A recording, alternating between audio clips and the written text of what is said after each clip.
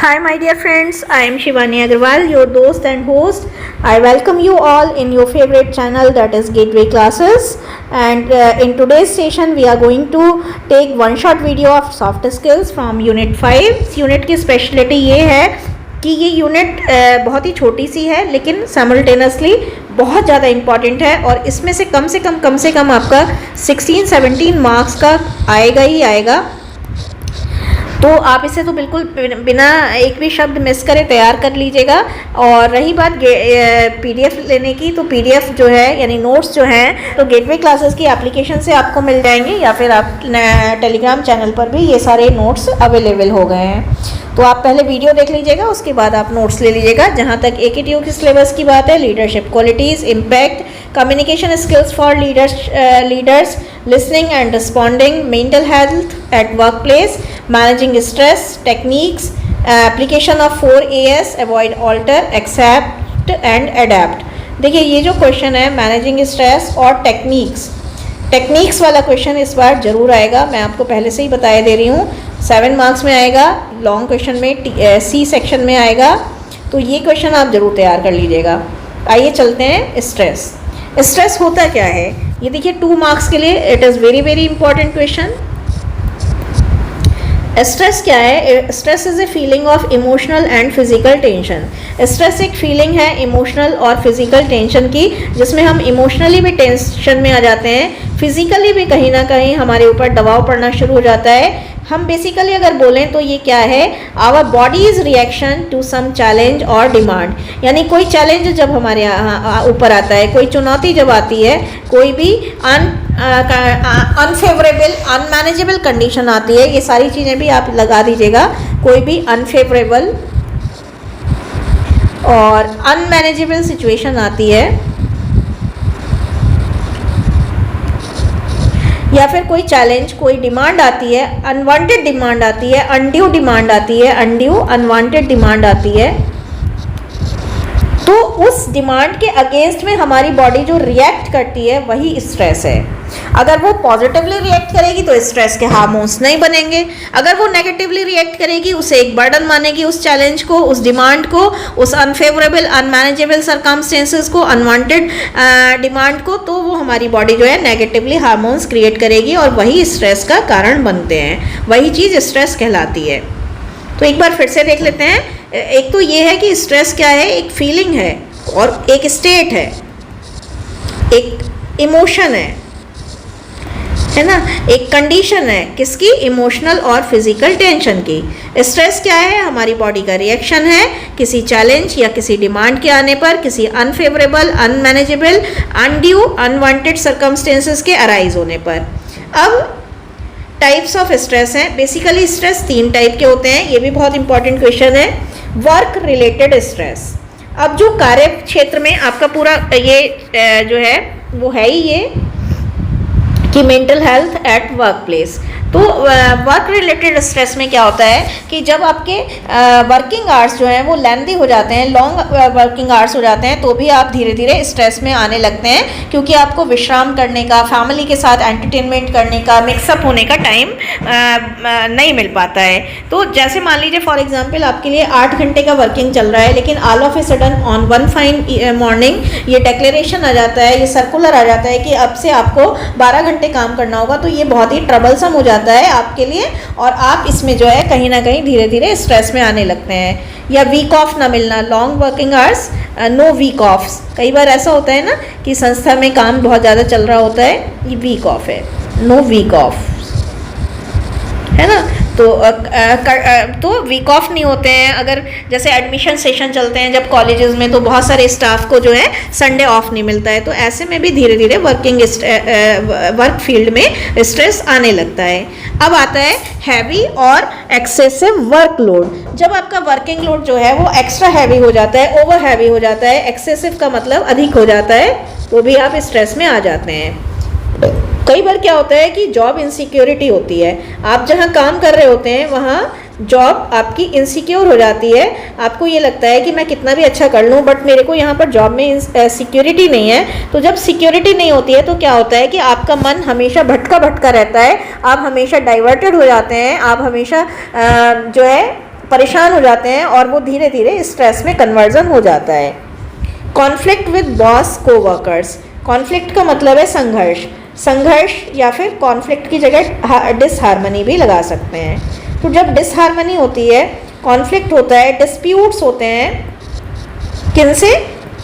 मतभेद, है ना, मतभेद, संघर्ष, डिसहार्मनी होती है बॉस या कोवर्कर्स के साथ, तो भी आप धीरे धीरे खुश नहीं रहते हैं, क्योंकि आप क्या होता है कि ऐसे एनवायरनमेंट में आप हैप्पी नहीं रहते हैं, और जब हैप्पी नहीं रहते हैं, अपनी बात किसी से नहीं कह सकते, है ना, तो ऐसे एनवायरनमेंट में आप जो है परेशान हो जाते हैं। इसके साथ साथ एक आप यहाँ पर लिख सकते हैं यहाँ पर कि नेगेटिव एनवायरनमेंट। अब नेगेटिव एनवायरनमेंट में क्या होता है?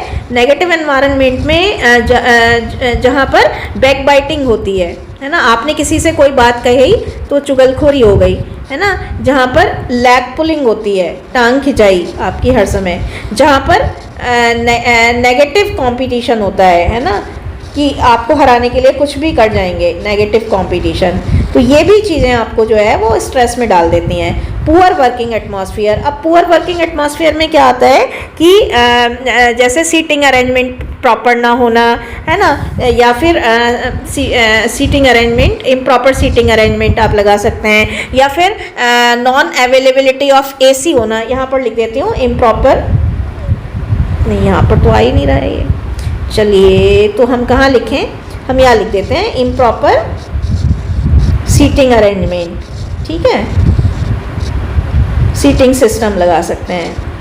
कभी कभी आपने देखा होगा ना, चेयर्स जो है उनकी बैक अच्छी नहीं होती है, या फिर non availability of non AC rooms लगा सकते हैं, नॉन एसी केबिन्स, है ना, केबिन्स, है ना, तो या फिर आपका जो है अपग्रेडेड वर्जन ना होना, non availability of upgraded versions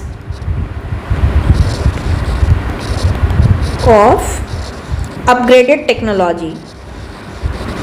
तो ऐसे में भी आपको जो है बहुत ज़्यादा परेशानी होती है, और आप जो है काम भी करना है आपको, लेकिन अपग्रेडेड टेक्नोलॉजी नहीं है, तो फिर एक काम जो 10 मिनट में होने वाला है वो आपका 1 घंटे में भी नहीं हो पाता है, उतनी एफिशिएंसी से नहीं हो पाता है। आगे आता है lack of opportunity for growth and advancement, जहाँ पर आपको ये पता हो कि आगे आने वाले टाइम में कोई खास ग्रोथ नहीं है, एडवांसमेंट नहीं है, स्टैग्नेशन है। स्टैग्नेशन का मतलब रुकावट है, स्टैग्नेशन का मतलब जहाँ पर रुकावट है वहाँ पर भी आप हैप्पी फील नहीं करते हैं। अननेसेसरी एलिगेशन का मतलब क्या होता है?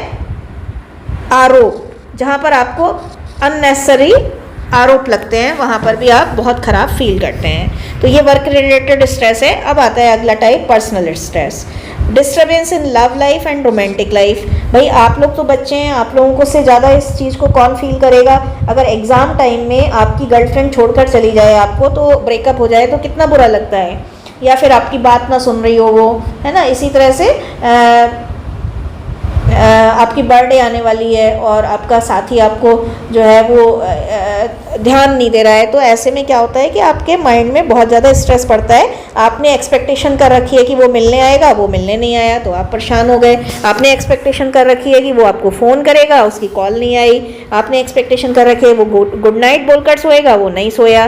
तो लव लाइफ में जब डिस्टर्बेंसेस होते हैं तब बहुत ज़्यादा आदमी परेशान हो जाता है, स्पेशली यंग एज में। Lack of pleasures in married life, कई बार हमारी मैरिड लाइफ जो है वो सक्सेसफुल नहीं चल रही होती है, यानी उसमें एक तरह से बोलें तो सेक्सुअल प्लेजर नहीं होते हैं, है ना। हस्बैंड या वाइफ एक दूसरे को सेक्सुअली सेटिस्फाइड नहीं कर पाते हैं, तब भी जो है मैरिड लाइफ के प्लेजर्स में कमी आने से भी डिस्टर्बेंसेस बहुत ज़्यादा बढ़ जाते हैं। मेंटली आदमी बहुत ज़्यादा टेंशन में आ जाता है। कोई भी है, या तो लेडी या जेंट्स, दोनों में से, दोनों ही पार्टनर में से कोई एक अगर दूसरे को सेटिस्फाई नहीं कर पा रहा है सेक्सुअली, वो उन लोगों के बीच में वो रिदम नहीं है, वो हार्मनी नहीं है, तो भी परेशानी क्रिएट होना शुरू हो जाती हैं। फेलियर इन सम एग्ज़ाम या फिर अनएक्सपेक्टेड रिजल्ट, किसी एग्ज़ाम में या तो आप फेल हो गए हैं या आपका अनएक्सपेक्टेड रिजल्ट आया है। फेलियर का मतलब तो फेलियर ही है ना। और कंपटीशन, एग्ज़ाम की जगह एग्ज़ाम एंड कंपटीशन, तो failure in some exam and oblique competition या फिर अनएक्सपेक्टेड रिजल्ट, कंपटीशन, है ना। तो अगर आपकी किसी एग्ज़ाम में आप मान लीजिए इसके आप मान लीजिए AIEEE के एग्ज़ाम में बैठे हैं, आपने एक्सपेक्टेड करा था कि आप पास तो हो ही जाएंगे, लेकिन आप फेल हो जाते हैं। या फिर आप AIEEE के एग्ज़ाम में बैठे हैं, आपने स्कोर बहुत अच्छा उम्मीद करी थी, उतना स्कोर आ नहीं पाता है। तो ये अनएक्सपेक्टेड रिजल्ट भी आपको कहीं ना कहीं स्ट्रेस में डाल देते हैं। लैक ऑफ सोशल सपोर्ट, इसमें क्या है, जब आपको सामाजिक सपोर्ट नहीं मिलता, आपके अच्छे मित्र नहीं होते, आपके अच्छे मेंटोर्स नहीं होते, है ना, फ्रेंड्स, नो गाइड, कोई गाइड नहीं है आपको करने वाला, है ना, नो मेंटोर आपके बहुत ख़राब हैं, है ना, अच्छे नहीं हैं। तो ऐसे में सोशल सपोर्ट, आपके पेरेंट्स जो है आपको लुक आफ्टर नहीं कर पा रहे हैं, इधर दे आर वर्किंग और they are just busy with their lifes. तो ऐसे में जब आपको सोशल सपोर्ट नहीं मिलता है, फैमिली फ्रेंड्स आपको सपोर्ट नहीं करती है, फैमिली और फ्रेंड्स का सपोर्ट नहीं मिलता है, तो भी आप स्ट्रेस में आने लगते हैं, क्योंकि आप अपनी बात जो है वो कह नहीं पाते हैं किसी से भी। लेकिन जब ऐसा हो आपके साथ ना, तो वैसे तो देखिए अभी टाइम नहीं है ये सब डिस्कस करने का, लेकिन फिर भी मैं आपसे ऐसे ही बात कर लेती हूँ। जब आपको कभी ऐसा लगे तो आप अपनी बात को कविता के माध्यम से, अपनी बात को कहानी के माध्यम से, किसी ब्लॉग के माध्यम से लिख सकते हैं, उससे आपका मन बहुत ज़्यादा हल्का हो जाएगा। आप डायरी भी लिख सकते हैं, है ना। साइकोलॉजिकल अब आता है थर्ड, साइकोलॉजिकल स्ट्रेस। साइकोलॉजिकल का मतलब है मनोवैज्ञानिक। मनोवैज्ञानिक का मतलब है मन से संबंधित, है ना। Mental, not having any true friend, फिर वही आ जाता है, अगर आपका कोई ट्रू फ्रेंड या ट्रू वेलविशर नहीं है तो भी आप जो है स्ट्रेस में आने लगते हैं, क्योंकि आपको आसपास की दुनिया बड़ी बेगानी लगने लगती है, बड़ी बेवफा लगने लगती है, डिसलॉयल लगने लगती है। इंट्रोवर्ट नेचर का मतलब है अंतर्मुखी स्वभाव। अंतर्मुखी स्वभाव का मतलब है कि जो आदमी अपनी बात अपने तक ही रखता है, किसी से कह नहीं पाता। तो देखिए ऐसे में क्या होता है कि एक सर्टेन टाइम तक तो वो आदमी अपने आप में मस्त रहता है, लेकिन कई ज़िंदगी के हर दिन तो एक से नहीं होते हैं, सुख दुख ये तो एक आते रहते हैं, है ना। आते हैं जाते हैं, ups and downs are the part of life, है ना।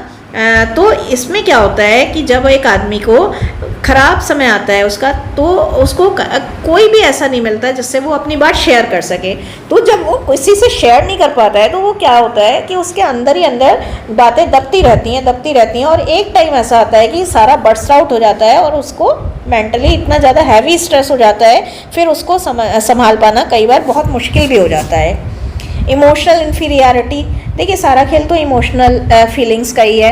आप अगर इमोशनली ये फील करते हैं कि आप इन्फीरियर हैं, कमतर हैं दूसरे से, दूसरा आपसे सुपीरियर है, तो इसको देखिए ये मन का रोग है, इसे कोई नहीं टाल सकता।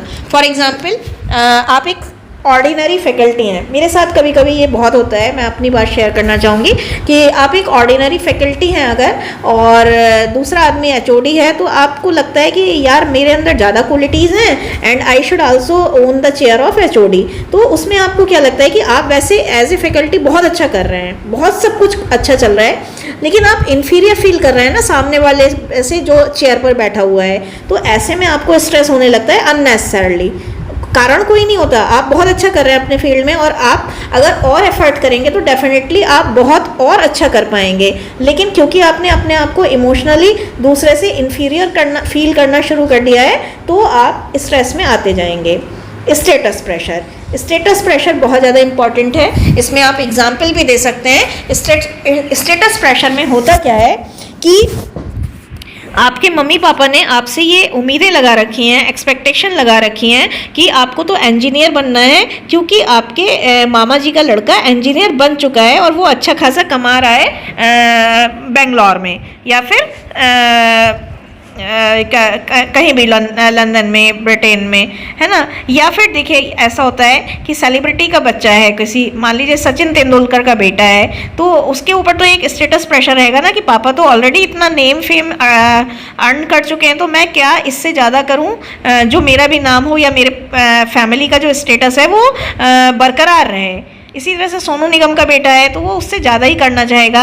ऐश्वर्या राय की, और अब देखिए ऐश्वर्या राय की बेटी है, अभिषेक बच्चन की बेटी है, उसके पापा भी बहुत अच्छे रिनाउंड एक्टर हैं, मम्मी का तो नाम ही क्या, जलवा ही क्या है ना, और उसके जो दादाजी हैं वो भी बहुत अच्छे हैं, इवन दादी भी उसकी एक्ट्रेस हैं। तो उसके ऊपर कितना प्रेशर रहेगा कि वो उसको तो उन सब से कुछ आगे करके निकलना है ताकि वो अपने फैमिली के नाम को आगे लेकर चल सके। ऐसे ही जो मुकेश अंबानी जी के बेटे हैं उन पर भी एक प्रेशर होगा कि पापा ने इतना बड़ा एम्पायर इकट्ठा कराए, खड़ा कराए, तो हमें भी कुछ और ज़्यादा अच्छा करना चाहिए। तो ये स्टेटस प्रेशर भी कई बार आपको स्ट्रेस में डाल देता है, क्योंकि आपको चिंता लगी रहती है कि मैं और क्या कुछ अच्छा करूं। अब आता है effects of stress on an individual. काफ़ी अच्छा क्वेश्चन है। Effects of stress on an individual, क्या क्या इफ़ेक्ट हो सकते हैं, क्या क्या कॉन्सिक्वेंसेस हो सकते हैं। कॉन्सिक्वेंसेस का मतलब है नतीजे, परिणाम। तो हेडेक हो सकता है, फटीग का मतलब है थकान हो सकती है, मेंटल टेंशन हो सकती है, डिप्रेशन हो सकता है, और मेंटल टेंशन और डिप्रेशन जब ज़्यादा बढ़ जाता है तो it will be converted into suicidal attempts. It will be converted into suicidal attempts. ठीक है।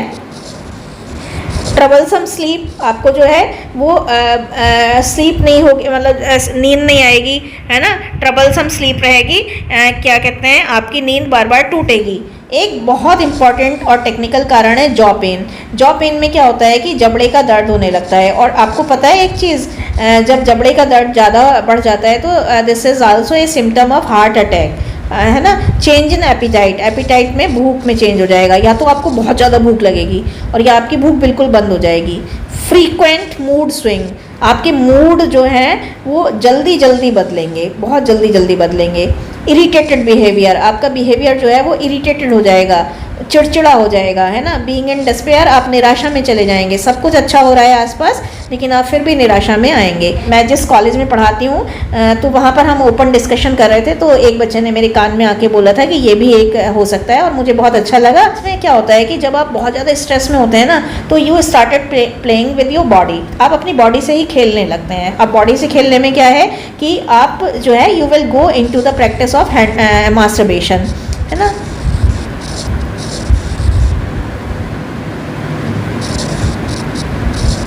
तो इसमें भी आप जा सकते हैं। आपकी आईज बहुत पेल हो जाएंगी, डल स्किन हो जाएगी, हेयर फॉल होने लगेगा, ये भी कारण है। और इसके अलावा ओबेसिटी हो सकती है। ओबेसिटी का मतलब है भूख। अभी मैंने बताया था ना कि चेंज इन एपिटाइट, तो भूख बहुत ज़्यादा आपको लग सकती है, या भूख एकदम दब सकती है। भूख नहीं, सॉरी, ओबेसिटी का मतलब है मोटापा। तो आप बहुत ज़्यादा मोटे भी हो सकते हैं, क्योंकि आप ना जो है अनटाइमली खाएंगे, अनटाइमली सोचेंगे, तो उससे ये होगा। अब ये बहुत इंपॉर्टेंट क्वेश्चन है, 7 मार्क्स में इस बार तो आएगा, लॉक कर लीजिए। 4 AS टू मैनेज स्ट्रेस। इसको देखिए, हमारे यहाँ इस तरह से भी किसी बच्चे ने लिखा था, अवॉइड, है ना, ऑल्टर, एक्सेप्ट, कुछ भी अच्छा सा बना लीजिएगा, मुझे इतना अच्छा सा बनाना नहीं आता है, और अडेप्ट। बहुत इंपॉर्टेंट है, प्रैक्टिकली भी इसको आप इम्प्लीमेंट करिएगा। अवॉइड, ये यूनिट मुझे पता है क्यों पसंद है, क्योंकि इसमें बहुत सारी चीज़ें ऐसी हैं जो हम अगर प्रैक्टिकल लाइफ में अपने ऊपर इम्प्लीमेंट करें तो we will be out of stress, we will be very happy, contented and satisfied. तो अवॉइड क्या क्या करना है, avoid losing control over our actions and reactions. जो हमारे एक्शन और रिएक्शंस हैं, हम बहुत जल्दी प्रतिक्रिया और एक्शन करने लगते हैं ना, एक्शन लेने लगते हैं, उन पर कंट्रोल खोने से रोकना है। Have a strong hold on these, हमारा स्ट्रॉन्ग होल्ड होना चाहिए अपने एक्शंस और रिएक्शन पर। हम एकदम से कोई भी एक्शन ना लें, हम एकदम से रिएक्शन ना लें। रिएक्शन का मतलब है कोई फ्रेंड आपका अगर आपसे बदतमीजी करके गया है तो उसे रिएक्ट ना करें, उसे सोचें समझें और बाद में टाइम आने पर जवाब दें।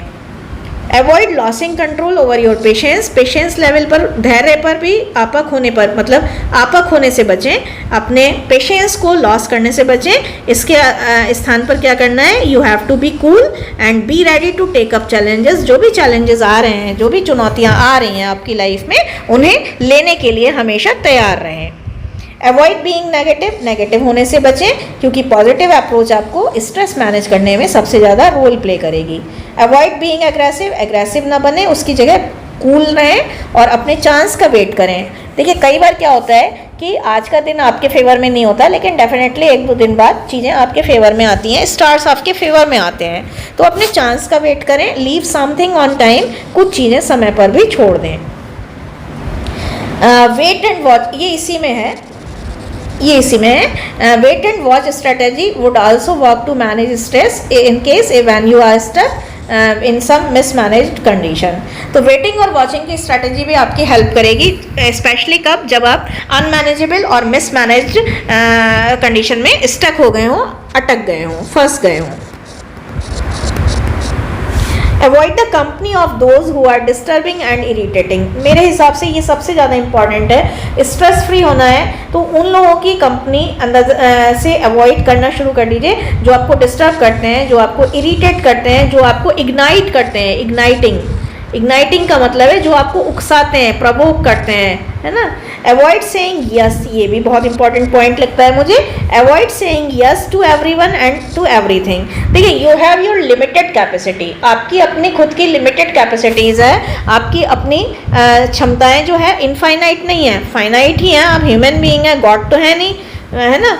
तो आप हर किसी को और हर चीज़ को यस कहने से बचें। लर्न टू से ए पोलाइट बट फर्म नो। आप लोगों को पोलाइटली, बहुत विनम्रतापूर्वक लेकिन थोड़ा सा सॉलिडली नो कहने की भी आदत डालें। अवॉइड, ये भी बहुत इंपॉर्टेंट पॉइंट है। Avoid procrastinating things. प्रोक्रेस्टिनेट का मतलब है टाल मटोल करना, डिली डाली करना। डिली डाली का मतलब है टाल मटोल। तो चीज़ों को, आज की चीज़ों को कल पर टालने से चीज़ें बहुत ज़्यादा बोझिल हो जाती हैं, कॉम्प्लिकेटेड हो जाती हैं, हैवी हो जाती हैं। तो आपको आज की चीज़ें कल पर नहीं टालनी है, प्रोक्रेस्टिनेशन नहीं करना है। प्रोक्रेस्टिनेशन बहुत ज़्यादा बुरा असर डालता है, प्रोक्रेस्टिनेशन करने से चीज़ें गड़बड़ हो जाती हैं। Avoid killing time in unnecessary and unproductive things. Unnecessary और अनप्रोडक्टिव थिंग्स में किल टाइम खोने से अपने आप को बचाएंगे तो ऑलरेडी स्ट्रेस फ्री रहेंगे। ऑल्टर का मतलब होता है, ये वही वाला ऑल्टर है जो आप अपने ड्रेसेस का करा के लाते हैं अपने टेलर से। ऑल्टर, कुछ चीज़ों को हमें बदलना भी होगा। अब पहली चीज़ क्या है, मुझे ये बहुत अच्छा लगता है ये वाला point. Alter unfavourable and unmanageable circumstances into favourable with your wit, patience, negotiation, persuasion, tact, positivity. अपनी पॉजिटिविटी से, अपने टैक्ट से, अपने परसुएशन से, नेगोशिएशन से, अपनी बुद्धिमानी से, विट का मतलब है intelligence,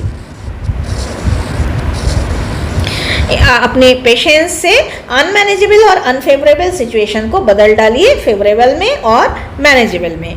alter yourself to, ये इंपॉर्टेंट है, ब्रैकेट में लिखिएगा। अपने आप को भी चेंज कर डालिए। To be fit in the environment, उस एनवायरनमेंट में फिट होने के लिए जिसमें आप हैं, क्योंकि do in Rome as Romans do, Rome में वही करना चाहिए, ये कहावत है, जैसा देश वैसा भेष। ये अप्रोच भी आपकी यहाँ पर वर्क करेगी। ऑल्टर योर आई अप्रोच, आई का मतलब ईगोइस्टिक है। डेवलप यू अप्रोच, जब आप आई अप्रोच को ख़त्म कर देंगे, यू अप्रोच को साथ लेकर चलेंगे तो भी आपका जो है बहुत सारी चीज़ें, आपकी नेगेटिविटी ख़त्म हो जाएगी, आपके आसपास की नेगेटिविटी ख़त्म हो जाएगी। तो एक टीम स्पिरिट और हेल्दी एटमॉस्फेयर क्रिएट करने की कोशिश करिए अपने आसपास।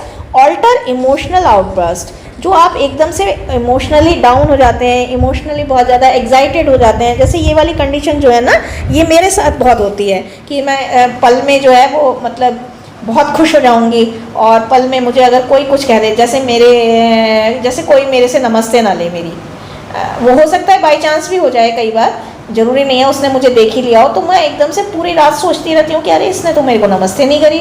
तो भाई इसी बात पर मुझे याद आया कि आप ज़रा कमेंट्स सेक्शन में अपने छोटे छोटे प्यारे प्यारे से कमेंट्स लिख दीजिएगा, वो चाहे नेगेटिव भी होंगे तो भी चलेगा, आपको जैसा भी फील हुआ हो वो आप लिख दीजिएगा, क्योंकि वहाँ पर भी मैं बहुत ज़्यादा डाउन हो जाऊँगी अगर मुझे कमेंट्स नहीं मिलेंगे। तो आपके कमेंट्स जो हैं वो मेरे सोल के हंगर को मिटाते हैं, तो वो भी आप लिख दीजिएगा। तो बहरहाल हम यहाँ बात कर रहे थे इमोशनल आउटबर्स्ट की, तो हमें इमोशनली फटना नहीं है, बल्कि हमें क्या करना है, instead we have to use emotional intelligence. देखिए बहुत अच्छी बात कह दी। इमोशनल इंटेलिजेंस का मतलब है कहाँ हमें झुकना है, कहाँ हमें थोड़ा कॉम्प्रोमाइज़ करना है, कहाँ हमें अपनी बात मनवानी है। तो इमोशनल इंटेलिजेंस का यूज़ करिए और प्रोफेशनल मैच्योरिटी का यूज़ करिए। तो ये चीज़ें ऑल्टर करनी है अपने अंदर। एक्सेप्ट, अब क्या क्या चीज़ें एक्सेप्ट करनी है, सबसे पहले accept the people as they are, ये आप ब्रैकेट में लिख के आइए, इसमें बॉक्स में लिख कर आइएगा, इस accept the people as they are. सबसे पहले लोगों को स्वीकार करना सीख लीजिए। देखिए मेरे साथ भी ये चीज़ बिल्कुल नहीं होती है कि मैं लोगों को स्वीकार नहीं कर पाती हूँ। अगर मेरी ज़रा सी भी किसी से मतलब खनक हो जाती है, अनबन हो जाती है, तो फिर मुझे वो आदमी जीवन पर्यंत के लिए बुरा लगने लगता है। लेकिन ये बिल्कुल बहुत बहुत बहुत गंदी बात है, इसको बचिएगा इससे आप। तो accept the people as they are, लोगों को स्वीकार करिए जैसा कि वो हैं, और उसके लिए आपको क्या करना होगा, क्षमा करना होगा, लोगों को माफ़ करना होगा, फॉरगिव करना होगा। तो forgiving is an essential part of accepting the people. बहुत इंपॉर्टेंट लाइन है कि लोगों को क्षमा करना सीख जाइए। जितना ज़्यादा आप लोगों को क्षमा करेंगे, इग्नोर करेंगे, उतना ज़्यादा अच्छा रहेगा। एक्सेप्ट द चैलेंजेस, ये भी बहुत इंपॉर्टेंट है, ये मैं करती हूँ, ये मैं करती हूँ, और ये इसलिए मैं आपको बताऊँगी, आप भी करिएगा। एक्सेप्ट द चैलेंजेस, चैलेंजेस को स्वीकार करिए as they come to you. जितने चैलेंजेस आपके पास आ रहे हैं, जितनी चुनौतियाँ आ रही हैं, उनको स्वीकार करिए। क्योंकि देखिए एक चीज़ यहाँ ये भी जोड़ सकते हैं कि every problem comes but with its solution. Problem तो आती है but it comes with its solution. तो ये मानकर आप चैलेंजेस को एक्सेप्ट करिए और gather courage to face these. इनको फेस करने के लिए, इनका सामना करने के लिए करेज गैदर करिए। एक स्ट्रॉन्ग सी स्ट्रैटेजी बनाइए, रणनीति बनाइए, मजबूत रणनीति बनाइए। बी क्रिएटिव हो जाइए, इनोवेटिव हो जाइए, और चैलेंजेस अपने आप हिट होना शुरू हो जाएंगे। अपनी वीकनेसेस को भी एक्सेप्ट करना सीखिए। आप अगर अपनी वीकनेसेस को छिपाते हैं, आप अपनी वीकनेसेस को मैनिपुलेट करते हैं, तो ये भी बहुत गलत बात है। अपनी वीकनेसेस को एक्सेप्ट करिए, पहले खुद के सामने करिए। हम तो अपनी वीकनेसेस को हमारे सामने ही नहीं कर पाते हैं, दूसरों के सामने क्या ही एक्सेप्ट करेंगे। तो पहली बात तो अपनी वीकनेस पता होनी चाहिए, और फिर उनके ऊपर धीरे धीरे करके वर्क ओवर करिए। अगर आप बहुत ज़्यादा इमोशनल हैं तो आप अपने आप को पहचान कर थोड़ा थोड़ा अपने आप में सॉलिडिटी लाइए, इमोशनल इंटेलिजेंस लाइए। एक्सेप्ट योर फेलियर्स, हमें अपनी, देखिए ये बहुत इंपॉर्टेंट है आज के सिनेरियो में, अपने फेलियर्स को एक्सेप्ट करना आना चाहिए। अपनी मिस्टेक्स को, गलतियों को एक्सेप्ट करना आना चाहिए। अपनी मिस्टेक से सीखना है, उनको छिपाना नहीं है। तो ये एक्सेप्टेंस के पॉइंट थे, मुझे बहुत अच्छे लगते हैं। ये क्वेश्चन बहुत अच्छा है। और अब हमें क्या करना है, अडेप्ट का मतलब है ढालना, अपने आप को परिस्थिति के अनुकूल होकर ढालना।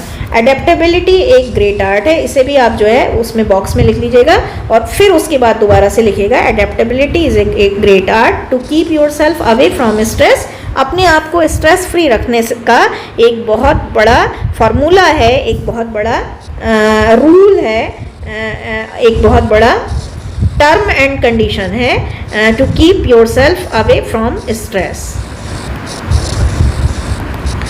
अडेप्ट योर सेल्फ, अब इसमें करना क्या है, adapt yourself to the environment you are in. जिस एनवायरनमेंट में आप हैं उस एनवायरनमेंट के अनुकूल अपने आप को बना लीजिए। Create a list of happy people and happy resources, ये बहुत काम आएगा कि अपने आसपास जो भी आपके हैप्पी पीपल हैं, यानी जिनसे आपको खुशी मिलती है, जो आपको मोटिवेट करते हैं, जो आपको एनर्जी देते हैं, ऐसे लोगों की एक लिस्ट तैयार कर लीजिए। और जब जब आपको लगे कि आप स्ट्रेस में जा रहे हैं, तो या तो उनसे टेलीफोनिकली, इधर you connect to them telephonically, और you can even meet them on a cup of tea in a restaurant, on tea table, on coffee table. तो उनसे मिलते रहिए। हैप्पी रिसोर्सेज, वो सारे रिसोर्स जो आपको खुश बनाते हैं, जैसे ट्रैवलिंग हो सकता है ना, गार्डनिंग हो सकता है, या फिर कुछ भी हो सकता है। तो ऐसे हैप्पी रिसोर्सेज की लिस्ट बनाइए, और जब जब आपको डाउन फील हो, लो फील हो, आप इनसे काम निकालिए। Think about all those things that makes you happy.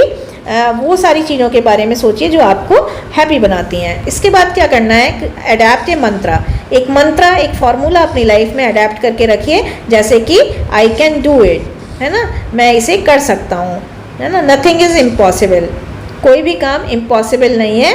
This is easy to accomplish, ये एकम्प्लिश करने में, पूरा करने में बड़ा ईजी है। या फिर इट इज़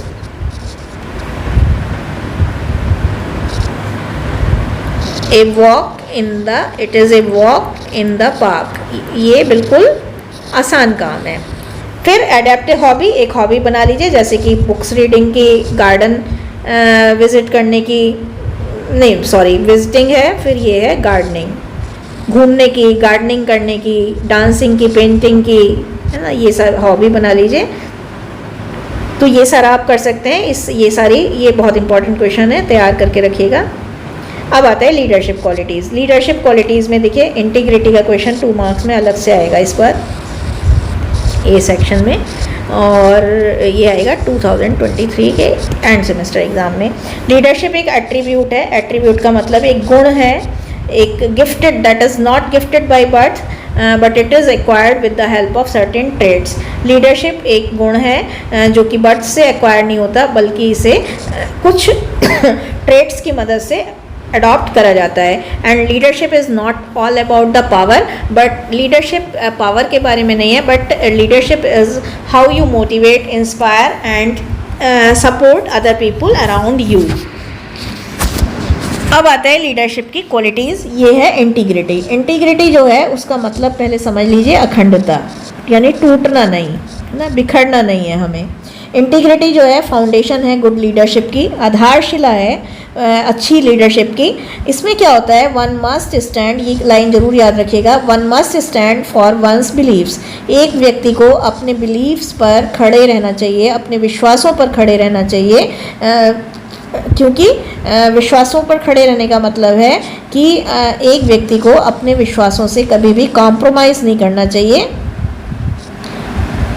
ये तो गलत हो गया भाई, कैसे करते हैं, ये गलत, चलिए कोई नहीं। एक व्यक्ति को अपने बिलीफ से कभी भी कॉम्प्रोमाइज़ नहीं करना चाहिए, उनके साथ खड़े रहना चाहिए, यानी कि समझौता नहीं करना है बल्कि खड़े रहना है। No matter how hard and unfavourable the circumstances में बी। इसका कोई फ़र्क नहीं पड़ता, चाहे कितनी भी हार्ड, कितनी भी अनफेवरेबल सर्कमस्टेंसेज क्यों ना आए, आपको अपने विश्वासों से समझौता नहीं करना है, उन पर ही खड़े रहना है, ठीक है। Be honest, truthful, loyal, dedicated, punctual and self controlled, self disciplined, self motivated. आपको सेल्फ कंट्रोल्ड रहना है, सेल्फ मोटिवेटेड रहना है, सेल्फ मोटिवेटेड और self disciplined.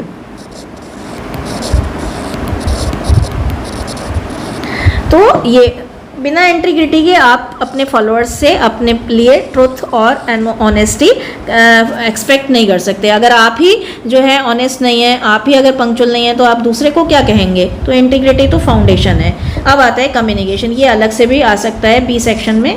Communication life blood है वेल्दी और सक्सेसफुल, हेल्दी है यहाँ पर। हेल्दी और सक्सेसफुल लीडरशिप के लिए लाइफ ब्लड है। एक लीडर को कम्युनिकेट करना चाहिए विद हिज टीम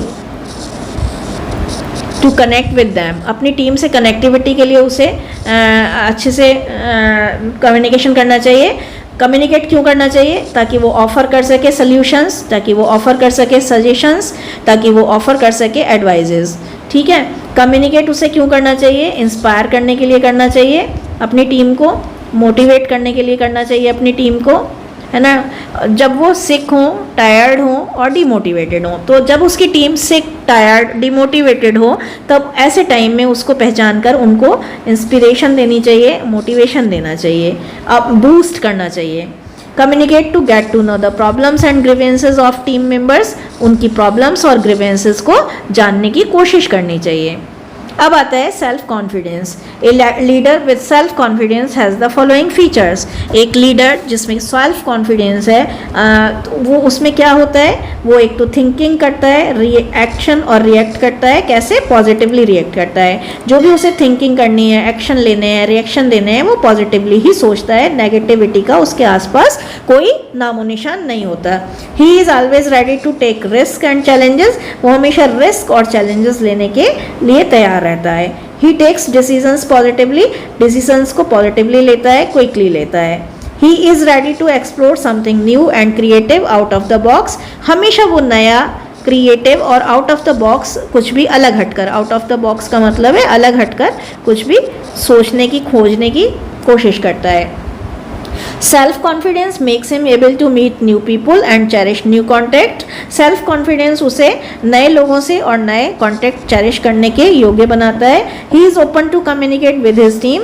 वो हमेशा अपनी टीम से कम्युनिकेट करने के लिए तैयार रहता है, चाहे कितनी भी टफ और अनफेवरेबल सर्कमस्टेंसेस क्यों ना हो। एक बार आपने देखा होगा कि कुछ लोग होते हैं, जैसे ही कोई चीज़ आई गड़बड़ वाली, उन्हें पता लग जाता है कि अब तो मेरी टीम मेंबर्स के फ़ोन आने शुरू हो जाएंगे, तो वो या तो फ़ोन साइलेंट पे रख देते हैं या फ़ोन जो है ऑफ करके बैठ जाते हैं। तो देखिए कितना नेगेटिव होता है। और एक लीडर है, वो कुछ कर ना पाए चाहे, लेकिन वो कितनी भी हार्ड सर्कमस्टेंसेज में एक फ़ोन उठाकर बस हेलो बोल देता है, तो उसकी टीम जो है रिजुविनेट हो जाती है ना।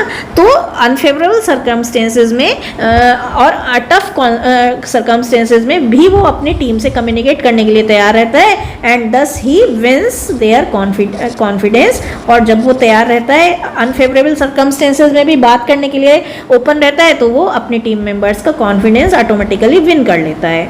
एम्पैथी, ये भी आ सकता है 2 मार्क्स में, वैसे तो आएगा ये क्वेश्चन। तो एक गुड लीडर शुड नो, एक अच्छे लीडर को जानना और समझना चाहिए। क्या जानना और समझना चाहिए कि क्या पेन्स हैं, क्या प्रॉब्लम्स हैं उसके टीममेट्स की। He should treat them as his family members. जितना दर्द, जितना सेंसिटिविटी वो अपने फैमिली मेम्बर्स के लिए रखता है, उतनी ही सेंसिटिविटी के साथ, उतनी ही क्यूरियोसिटी के साथ उसे फैमिली मेम्बर मानकर अपने टीममेट्स को के दुख और सुख में, प्लेजर और पेन्स में शामिल होना चाहिए। He should listen to their problems and grievances patiently and calmly. उनकी प्रॉब्लम्स और उनकी ग्रीवेंसेस बहुत ही कामली और पेशेंटली, शांतिपूर्वक और धैर्यपूर्वक सुनने चाहिए। He should be sensitive to the pains and pleasures of his team members. उसे अपने टीम मेंबर्स के पेन्स और प्लेजर्स के लिए भी सेंसिटिव होना चाहिए। अब पेन्स एंड प्लेजर्स के लिए सेंसिटिव होने की बात तो देख लीजिए, कई बार आपने देखा होगा कुछ बॉस होते हैं, वो उन्हें जरा भी पता लग गया कि बुखार भी है अगर आपको, तो वो मैसेज करेंगे, कॉल होने का टाइम होगा तो कॉल करेंगे, और इसी तरह अगर आपकी बर्थडे है तो सेलिब्रेट करेंगे। जबकि एक तरफ कैसे होते हैं लीडर्स, कुछ लोग ऐसे होते हैं, कुछ बॉस कि उनको बर्थडे है तो भी वो काम दे देंगे जानबूझकर और ज़्यादा, ताकि आदमी बिल्कुल अपनी बर्थडे को सेलिब्रेट ना कर पाए, है ना। उसे देर से छुट्टी देंगे, या फिर पेन होगा, अगर प्लेजर होगा कि पेन होगा तो पेन को भी कह देंगे कि अरे इतनी सी तो चोट लगी है, काम पे क्यों नहीं आए, इतना बुखार है तो क्या हो गया, है ना। तो इस तरह के लीडर तो सक्सेसफुल नहीं होते हैं, उनके अंदर एम्पैथी नहीं होती है। लेकिन जो एम्पैथेटिक लीडर होते हैं वो अपने टीम मेंबर्स के पेन्स और प्लेजर्स के लिए सेंसिटिव होते हैं, केयरफुल होते हैं, सीरियस होते हैं। कंसिडरेटनेस, ये अलग से क्वेश्चन आएगा, very important, very very important.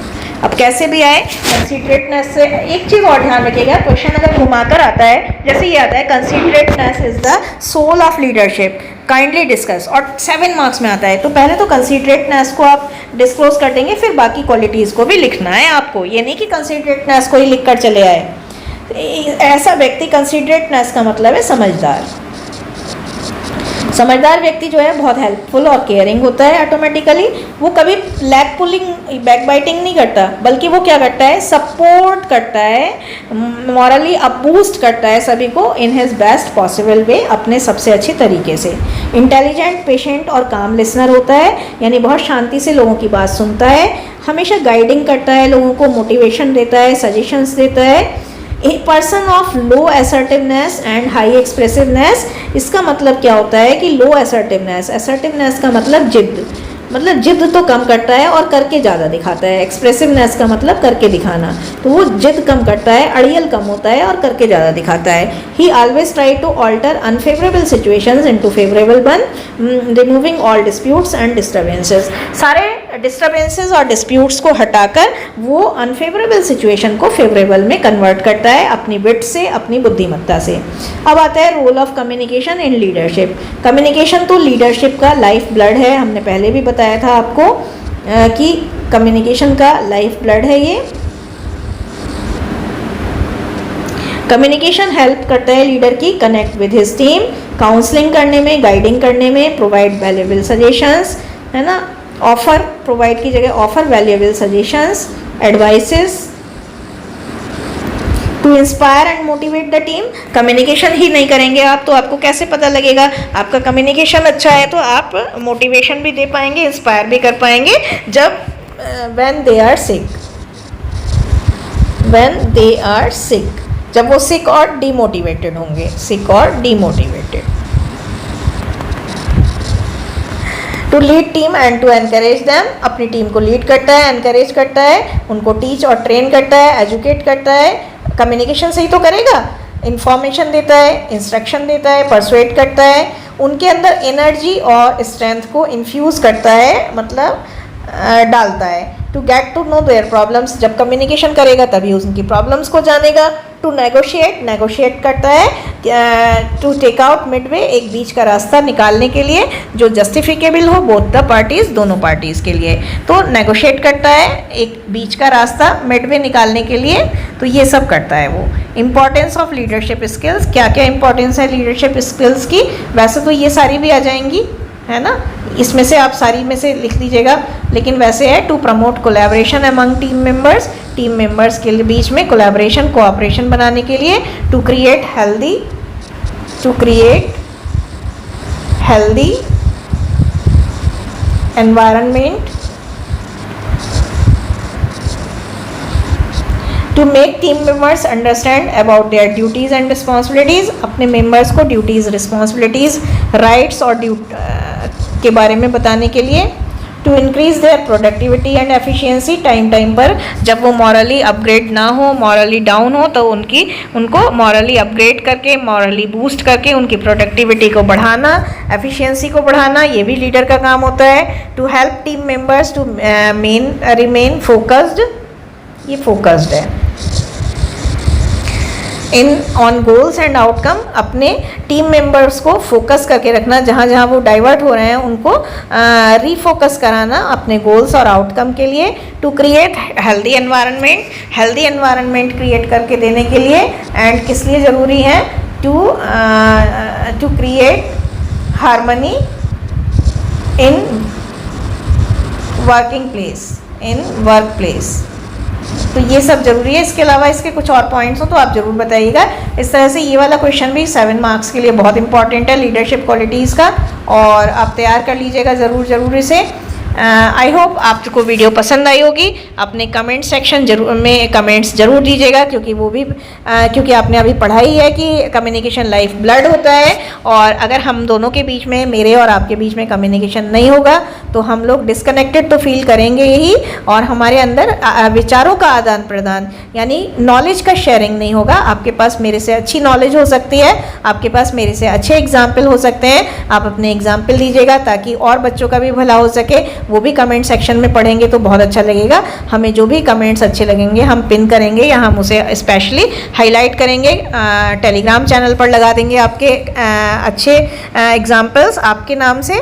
तो kindly keep on contributing your contributions, your valuable contributions to make these videos more fruitful for the students, for the examinees, and have a very happy and very fruitful examination experience in 2023 and semester examination on 11th of August. फिर से जाते जाते बताना चाहूँगी, notes आप gateway channel के application से ले सकते हैं। अगर आप वहाँ नहीं जा पा रहे हैं किसी कारण से, तो नोट्स आपको टेलीग्राम चैनल पर भी अवेलेबल हैं गेटवे क्लासेस के। Keep on watching, have a happy time, have a very happy examination experience. Bye bye, take care.